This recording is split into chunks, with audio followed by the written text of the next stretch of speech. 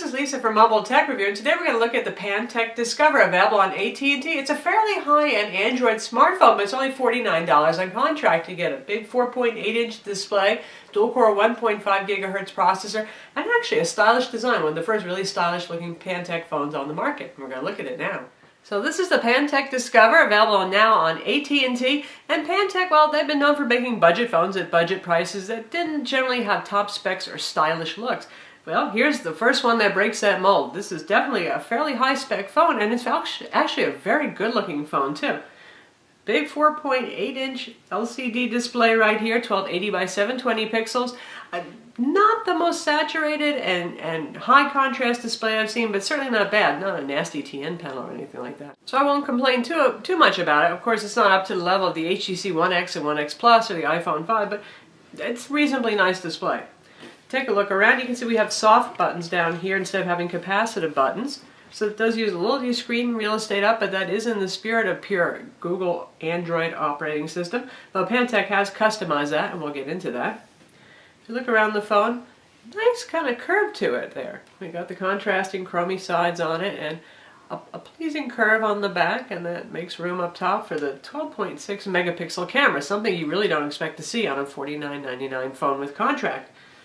A little LED flash down here, relatively tolerable AT&T logo. It has a textured plastic finish. There's like a little cross hatching on it, so it's fairly grippy, not bad looking at all.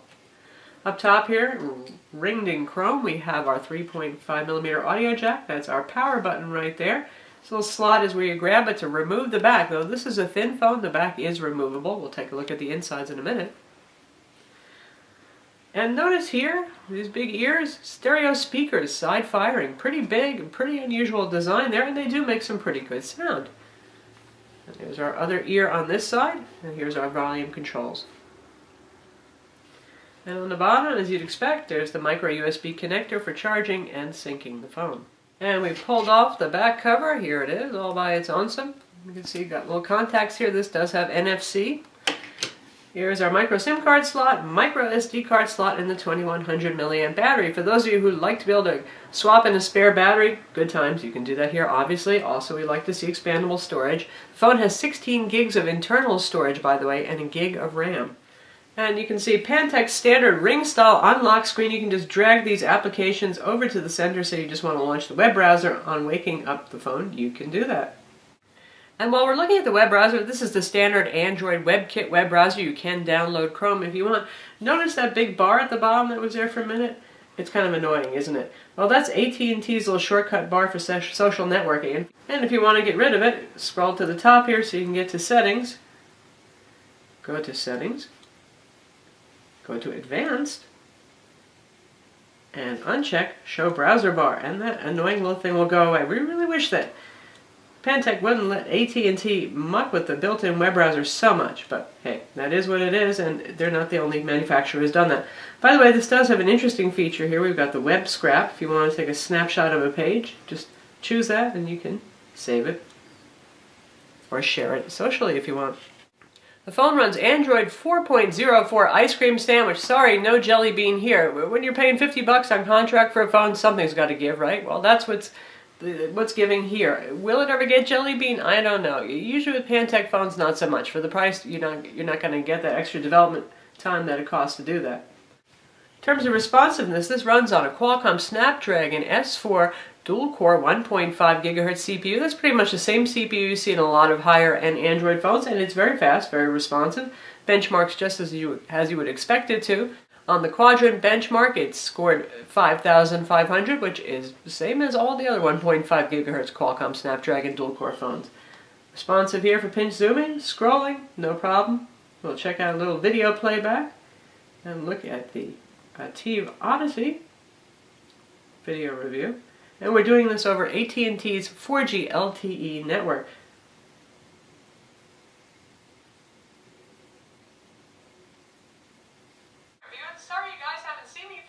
So here it goes. It looks good. Speakers are pretty good. Pop it out to full screen, and this actually ships with Adobe Flash, something you just don't see very often anymore. And just so you can see for yourself in our listing of all installed programs, there's Adobe Flash 11.1. We did not put that on there, the phone came with it. So good times for you people who want Adobe Flash and don't want to deal with side-loading that plugin from Adobe's website. The phone has the usual 3 home screens here, selection of Pantech backgrounds. They have the AccuWeather widget here. They have their little quick application launcher bar right here, and if you tap on the little settings thing, you've got some more access to things like your widgets, your wallpaper, your themes, tips, stuff that's supposed to make it a little bit easier. I'm not a huge fan of Pantech's UI changes, but that is what it is. It's not the worst thing in the world either. And this is what your applications look like, and you can create and edit your own groups right here. You can see I can edit that. And we have other options too. You can manage groups, you can hide stuff, you can change icons, go straight to the Play Store. So it's actually a reasonably powerful implementation. Pantech has a couple of their funny little applications on here, or not so funny, some that are useful. We've got the alarm clock on here. We have a pill reminder. For those of you who have to take medications, this phone will help you with your meds. Pantech puts their own music player on board. I don't find that offers anything that the Google Play Music application doesn't do for you anyway. And we've got Social Gallery, which is just for looking at images from your social networks. And Net Media here is for DLNA. You can use this over Wi-Fi or with Wi-Fi Direct to stream stuff from DLNA server. All the standard Google apps are on board as well, and we've got AT&T Navigator on here, AT&T Family Maps, Yellow Pages Mobile, the usual AT&T stuff. Also AT&T Account Management and their Wi-Fi Hotspot Finder. We also have Social World here, as you can see, for your Facebook, Twitter, and LinkedIn stuff, or you can just download the Facebook, Twitter clients of your choice as well. So not too bad a software grouping there. Again, the UI is not that intrusive, but they have customized it obviously to a certain extent. You also get a task manager right there, so you can manage any running applications as you see fit, and we've also got Think Free Office on board.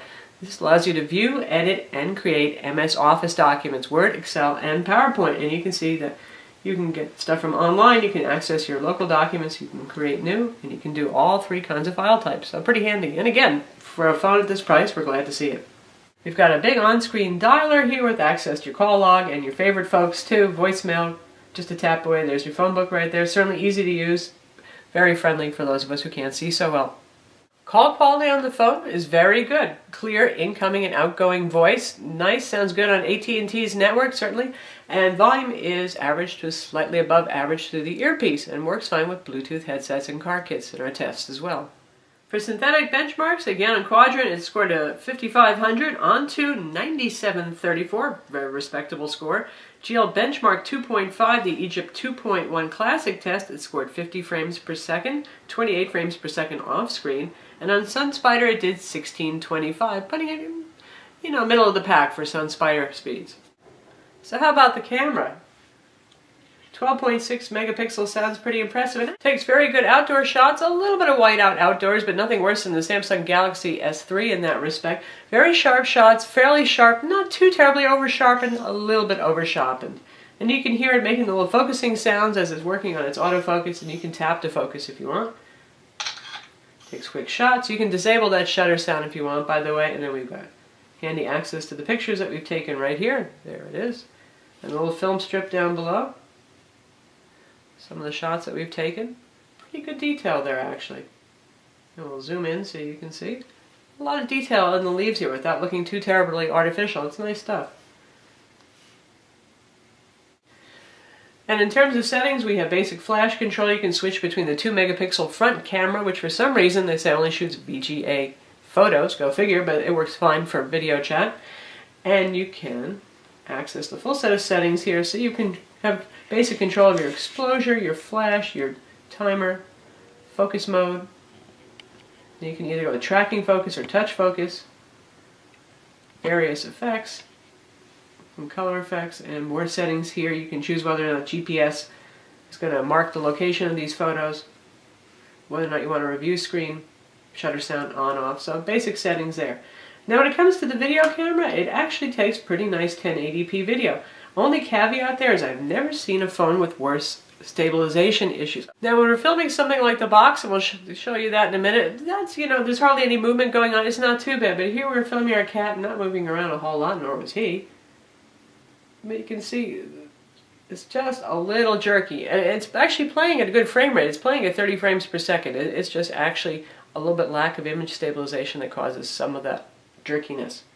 But if we play our little panning around on our sieve box, now here we're perfectly still, so this is going to look fine. And that looks fairly smooth like that, so keep a steady hand. Smoothly. And for a size comparison, here we have the Nokia Lumia 920 in vivid red, the iPhone 5. Here's our Pantech Discover right here, and the HTC One X Plus. So, gives you an idea. Of course, the iPhone 5 is going to be the smallest guy, but it's about the same size as the other phones.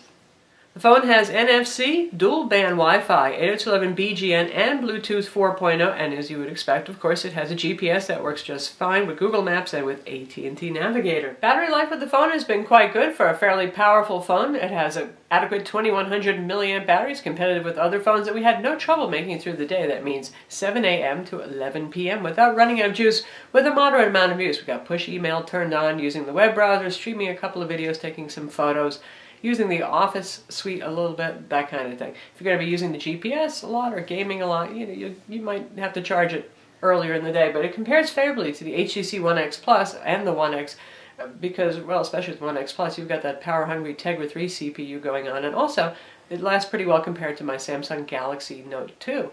So for gaming, we have our usual friend, Dead Trigger here, a little 3D shoot-'em-up that's fairly demanding.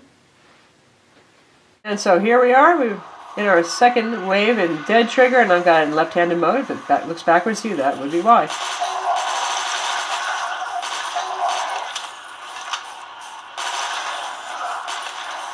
Plays just fine. Frame rate staying smooth.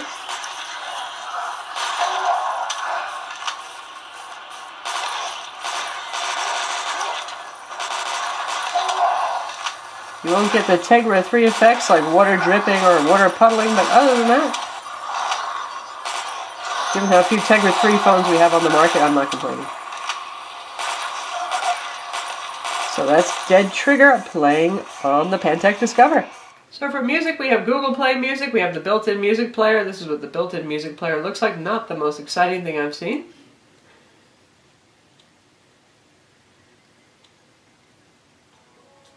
You do get album cover art, and actually Google Play Music is a little bit louder than this, so the beginning of this song is pretty quiet. Nice stereo separation from the two speakers right over there. And for the sound in Google Play Music,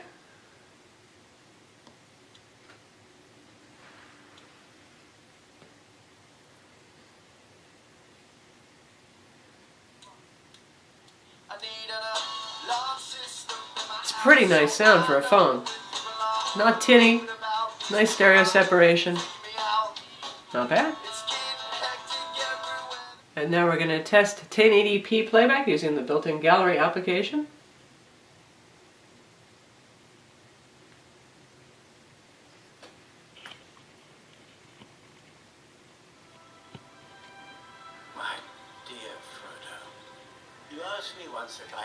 Volume is at about 3/4 right now. Again, it's not wildly loud, but the sound quality is nice on this. I can honestly say I have told you the truth.